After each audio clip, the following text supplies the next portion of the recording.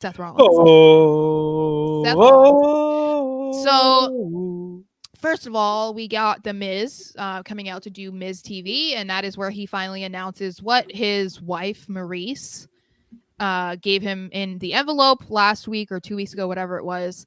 And that is that he will be the host for WrestleMania, which is very fitting. He is the guy from Hollywood, California, who's the megastar. So he's going to be hosting. Ohio. Yeah, well, he's the megastar. He's from, Hollywood. Yeah. So he will be hosting WrestleMania. So he's just going on and on about how great he is and whatever. Seth Rollins decides that he is going to interrupt, which I love. His outfit was amazing. I don't know if you guys noticed, but his sunglasses were also furry. I don't know if you noticed that, but it matched his jacket. They were furry.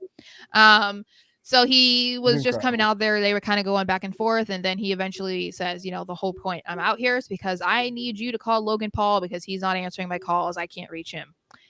Miz says, no.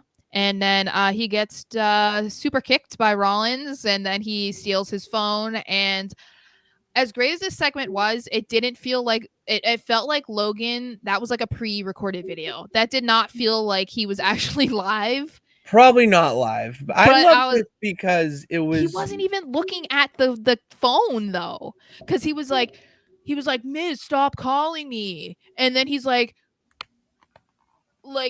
as Seth's talking, like he's not even like looking at the phone to see that it's not Miz. And I'm like, couldn't you have acted like a little bit better? Even if this was legitimately a live FaceTime, couldn't you have at least looked at the phone like at least once? Because when do you ever FaceTime and you're just like not looking at the phone? I just thought, I was like, come on, Logan, you had one job. I loved the fact that this was a comedic sketch or comedic relief segment in the mix, but they incorporated new age stuff. So like to get his phone, he didn't type in a password. He had to use the Face ID. It was like Face ID. It was just, it's that stuff now that's just, they're on it. And it's the little details that make you remember a segment where we could have just been like, oh yeah, like he wasn't looking at the phone and it was just like, you could tell it was, shoddy, whatever. It's like, you didn't really care about that because it's like, all right, they're doing it. They're actually going through with this type of new age stuff. So, it's in the works. Like this was a test and we could see more of this stuff. It was awesome. I love it. And I liked that he started the phone call off with mocking Jake for losing. Oh, it's so funny. I will like Jakey Poo.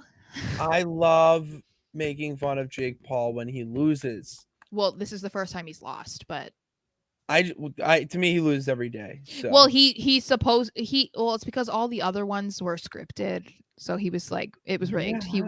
He was paid to win. So but now he fought a legitimate boxer and he couldn't take him down. His ass kicked. Yeah. So I like that he called him like Jakey Poo and was like, oh, how is he doing? And bye bitch.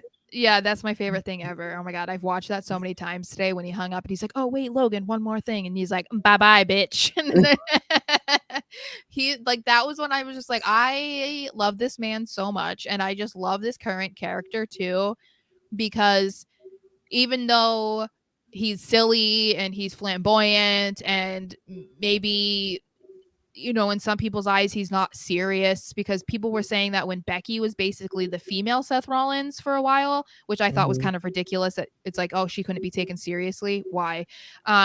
Because he's not changing from still being really good in the ring and still like threatening to you, like to an opponent, so it's like they're not making him be funny and silly and all of this and then also dumb down how he is in the ring. So I like that that's a good pairing, and I think he looks like he's just having the greatest time of his life right now. So